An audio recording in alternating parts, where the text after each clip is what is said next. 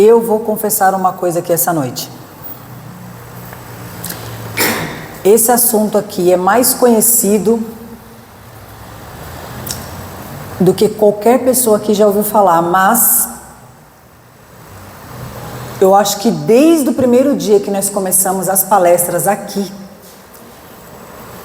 só Deus sabe o porquê que eu vou falar isso, porque nem eu saberia dizer, foi a mensagem que mais o Senhor confirmou que falasse desse jeito aqui. Então, assim, tudo que vou falar daqui hoje, e eu até pedi para o Senhor, eu falei, Senhor, me dê clareza para de fato eu conseguir falar essas coisas aqui e que cada um que ouvir aqui possa entender do jeito que o Senhor quer que entenda. Porque eu nunca vi uma insistência, irmãos, nisso aqui que eu vou falar do que eu tive desses últimos dias. Então, assim, tem alguma coisa aqui, e não é pouca, viu? Eu vou começar essa primeira parte falando o seguinte: fidelidade move a mão de Deus. Como não somos só nós que ouvimos essa mensagem,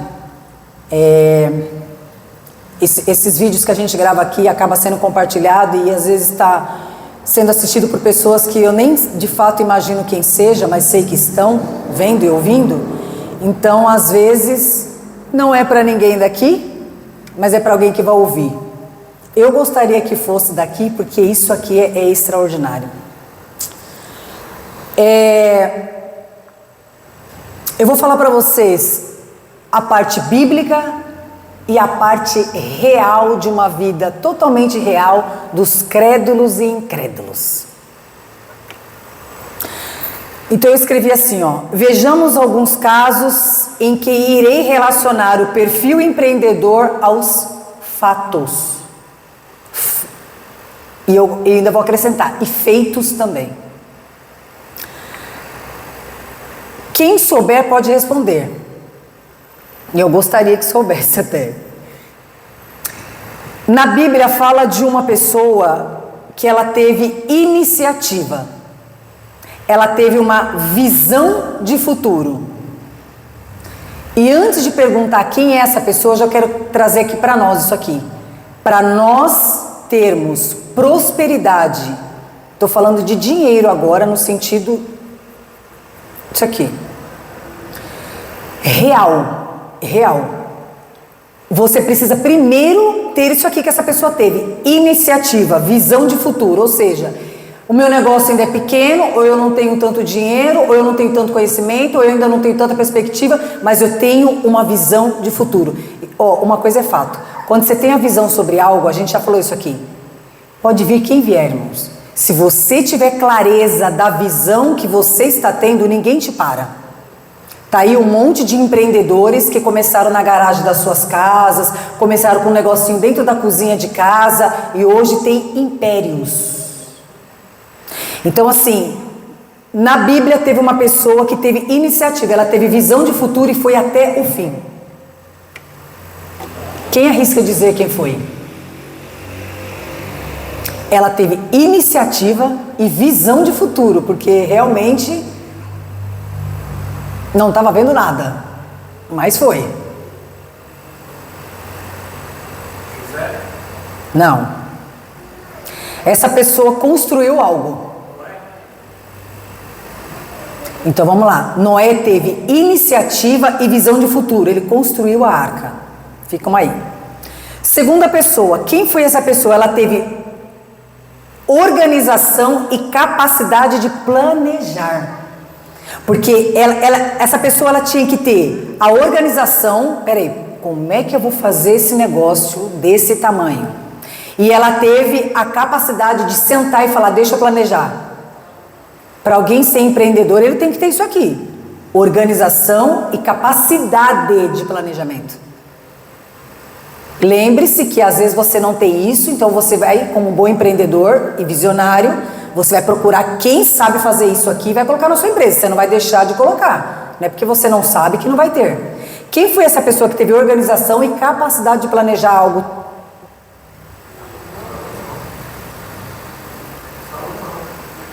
Quase, pastor, na trave. Davi, quando ele fez a Arca da Aliança. Quando tudo começou, Davi teve que fazer planejamento e ele teve que ter capacidade de planejar, que não é à toa que assim, ele não construiu o templo, ele teve que dar para Salomão, porque Deus falou que não gostaria que ele fizesse. Por quê? Porque ele, né, todo mundo sabe que Davi foi um homem sanguinário. Eu vou até fazer abrir um parênteses aqui, tá? Uma vez eu ouvi uma pessoa falando o seguinte: Deus não deixou Davi construir o templo porque Davi era um homem sanguinário. Davi matou muitos homens. E um dia eu estava meditando nessa palavra e Deus falou algo completamente diferente no meu coração. Primeiro, que os homens que Davi matou eram inimigos.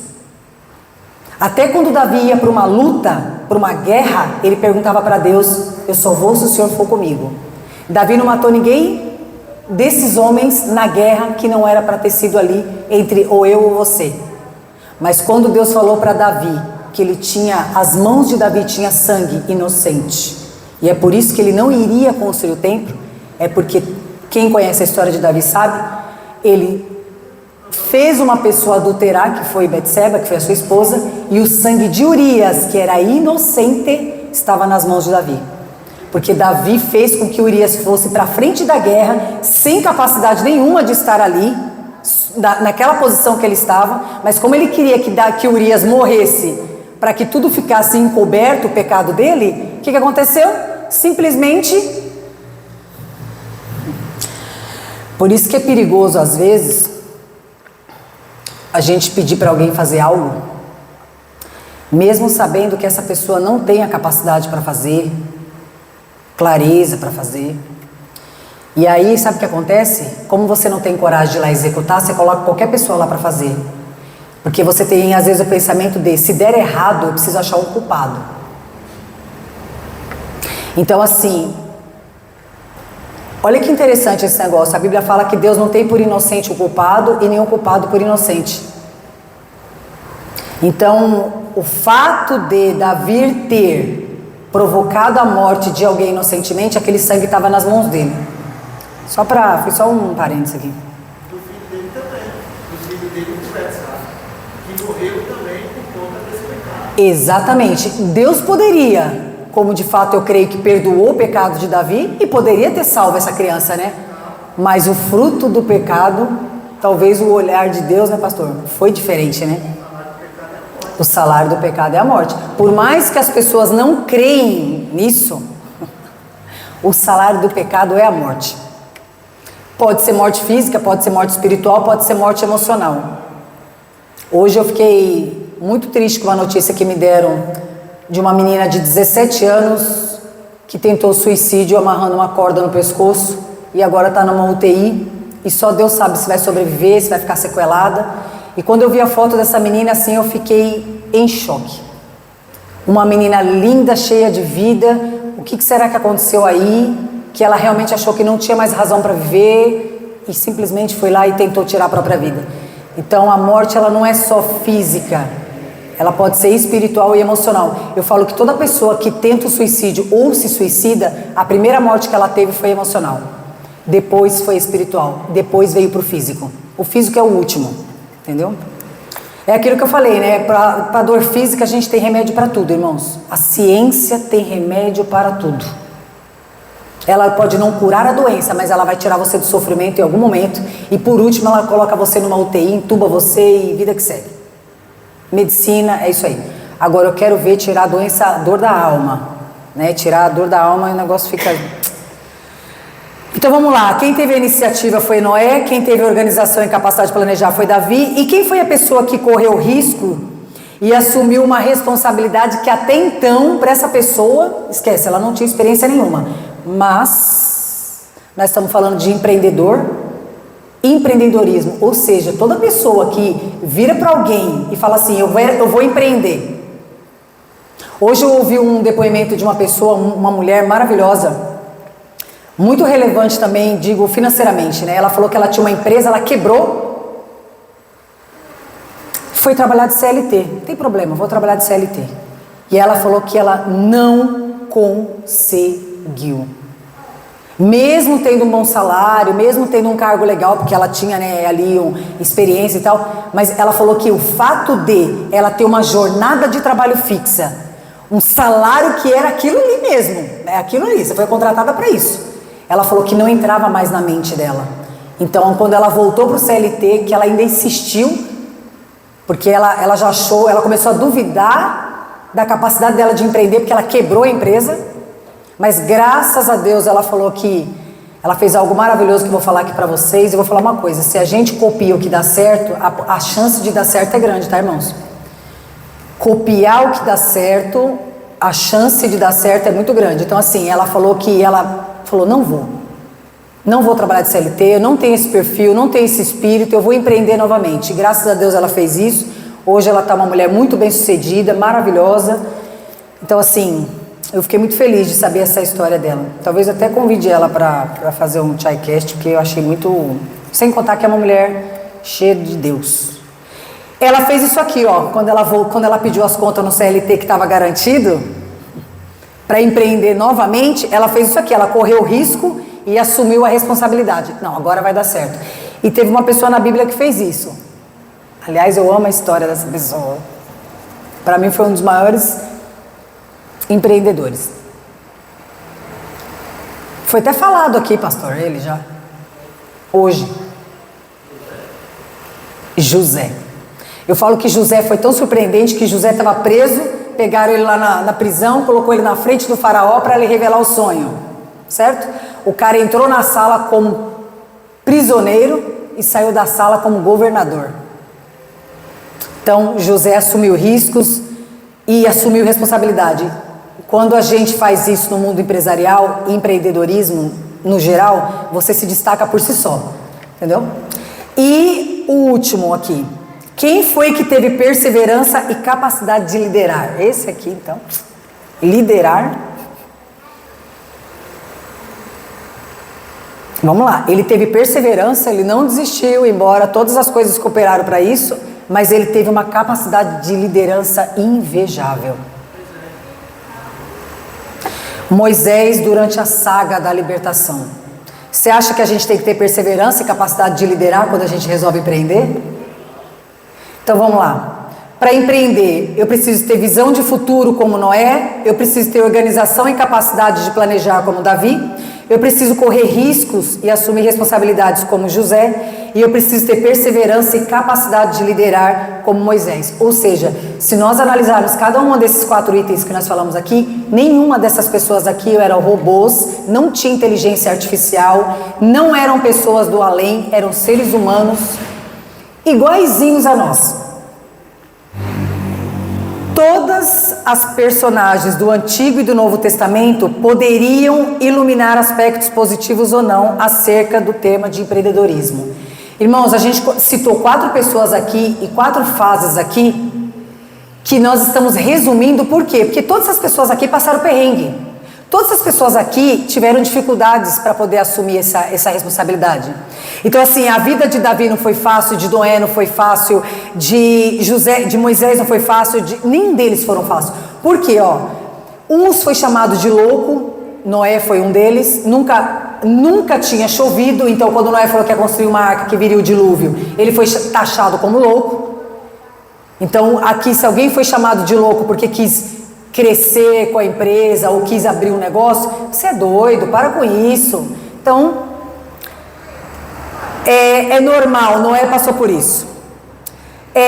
Davi, todo mundo sabe que Davi era um homem segundo o coração de Deus, o maior rei de Israel, porém Davi teve alguns problemas emocionais. Davi era uma pessoa muito emocional e instável, por isso que Davi dava a história toda de Davi, se você ler toda a história de Davi, você vai ver que Davi tinha vários nuances ali emocionais. Davi tinha várias coisas ali que era ele com ele mesmo, entendeu? Quem que não? José, olha que legal, José ele chegou para os irmãos um dia e falou assim: eu tive um sonho que vocês iriam se prostrar diante de mim. Os irmãos olharam para ele com inveja e ciúmes e falou: vamos matar ele, né? Vamos matá-lo.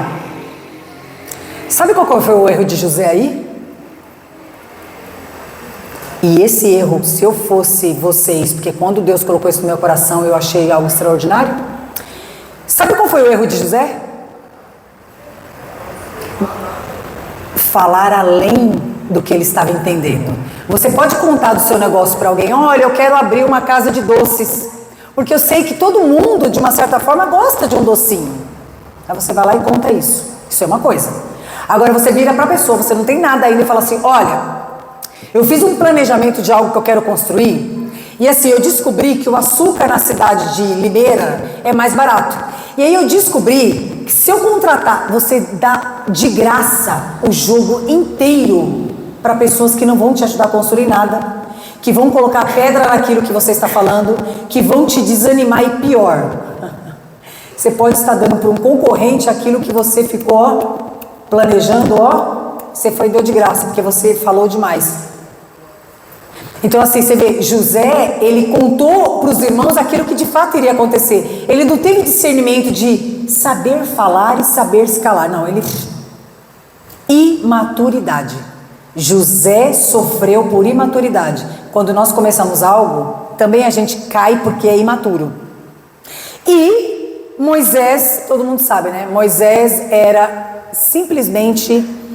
Se eu pudesse falar uma característica de Moisés, e isso é do ser humano: desculpas. Isso eu não posso fazer. Isso eu não consigo fazer. Olha para minhas condições. Desculpas. Quando nós paramos de dar desculpa, a gente começa a agir, mas enquanto a gente não está agindo, a gente dá desculpas. Então assim, 4 personagens bíblicos com feitos históricos relevantes, reais, seres humanos reais, mas que tiveram os seus nomes escritos no livro dos livros, que é a Bíblia, porque fizeram a diferença com aquilo que foi colocado na mão deles. Eu resumiria assim. Judas, ele teve uma péssima atuação à frente da comunidade econômica. Por quê? Porque Judas fez do dinheiro... Na verdade, Judas era para fazer do dinheiro um meio, e Judas fez do dinheiro um fim. Quando você trabalha por dinheiro, você nunca vai ser próspero. Agora, quando você trabalha para ser próspero, para você e para os outros, aí você entendeu como é que funciona o negócio. Entendeu? É a mesma ferramenta, só que usada da maneira certa ou errada, o dinheiro. Entendeu? Já por outro lado, Jesus é reconhecido por grandes nomes de administração hoje moderna como o maior empreendedor que já existiu no mundo. Jesus é reconhecido por pessoas que creem e pessoas que não creem como o maior líder que vocês possam imaginar que já existiu no mundo. Sua maneira de pensar, de agir, de projetar, de antever soluções, liderar pessoas, lançar propostas, solucionar problemas, são estudadas pelos maiores especialistas do mundo, o que Jesus fez. Jesus, sem internet, sem microfone, sem acesso a nada que nós temos hoje, selecionou 12 caras que não sabiam nada da vida, que só vieram realmente totalmente crus. Jesus pegou esses 12 e hoje nós somos fruto desses 12 pessoas que Jesus liderou. É que nem uma empresa que começa na garagem de casa, a pessoa, às vezes o casal ou o homem como um funcionário ou a mulher como um ajudante. E assim, eu sempre falo que as maiores histórias, tanto da Bíblia quanto do nosso modernismo aqui, começaram de maneiras pequenas e que ninguém dava nada. Ninguém dava nada. Então assim, não tem desculpa para esse negócio. Se eu tivesse mais dinheiro, mais capacidade, mais gente, eu seria maior. Isso aí. Se acontecer isso aqui, nós vamos ser os primeiros. Nós vamos ser conhecidos como os que inventaram a roda. Essa parte aqui, irmãos, eu vou encerrar com essa parte aqui, porque isso aqui foi uma introdução para quem crê. para quem sabe que tudo começou por ele. Não vou questionar a fé, mas por ele.